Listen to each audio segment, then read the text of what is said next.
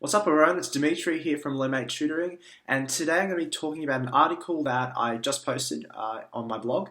So I'm sure you guys will be noticing the election campaign is really underway at the moment, and Malcolm Turnbull has been really campaigning hard to obviously win and maintain his position as Prime Minister. Now in terms of Unit 4, you guys are starting Unit 4 now, and I think it'd be a really good time to start to see what's happening in society in terms of Australian cultural values. Unit 4 for me is probably my most enjoyable unit simply because I can connect with it better, and I'm sure you guys probably find the same way too. But in terms of what I've observed over the past few days, I've noticed that Malcolm Turnbull has been aiming to downplay his wealth, his success, his status. As Australians, comparatively to America, China, and England, Australians do not like to flaunt their wealth. If you make money in Australia, if you run a business, anything like that, don't show it, don't tell people about it. People don't want to know. It's just an Australian cultural thing, and some people could argue that it inhibits innovation and things like that. That's not the point of this video, but the point of this video is to say, how is this reflected in Australian society? And a modern example, as I said, is Malcolm Turnbull trying to downplay his wealth.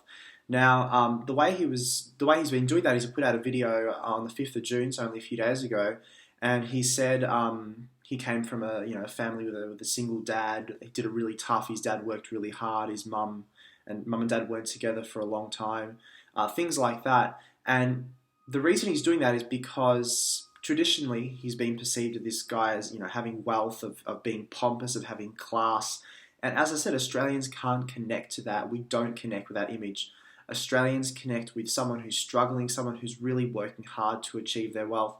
And it's quite interesting. Australians, they value the person who is really working hard or struggling, or the battler, they call the Aussie battler, someone who's really battling to kind of work their way out of poverty or hardship or adversity.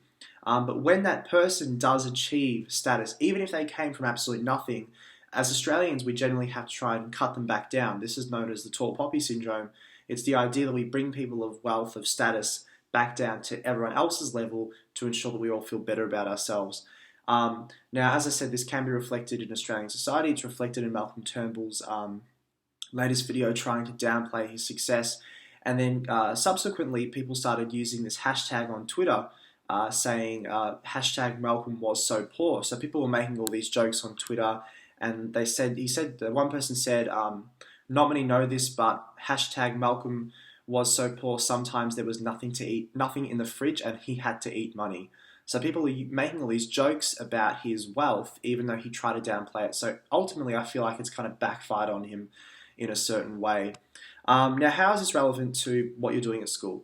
Well, you're going to be doing essays, obviously, and essays, to succeed in the essay section, you can have, the stereotypical examples like mate reflecting, mateship, no worries, reflecting this sense of casual optimism. You can have all that, but what's going to allow you to succeed is contemporary examples, modern examples that will allow you to show your teacher that you've been doing a lot of online research. So hopefully this is just one of the examples which can allow you to display that research, that linguistic awareness. Okay, I think that's everything I need to say today. So in addition to that, guys, I've got a workshop coming up in a few weeks' time on the 2nd of July at VU in the Melbourne CBD. If you want to attend, I will put the link below in this video as well as on the article, and have a read through. Maybe you're interested in coming. It'd be really great. We're going to go through Unit 4, Area Study 1 and Area Study 2. And it'll be about 5 hours long. It's quite a big lecture, but we're going to have a ton of breaks in between to ensure that you guys maintain concentration. So I would love to see you there. And if you do have any further questions, if there's anything you'd like me to announce in video, anything you'd like me to discuss with you guys, send me an email. I'll be able to publish a video on it. Okay, thanks, guys.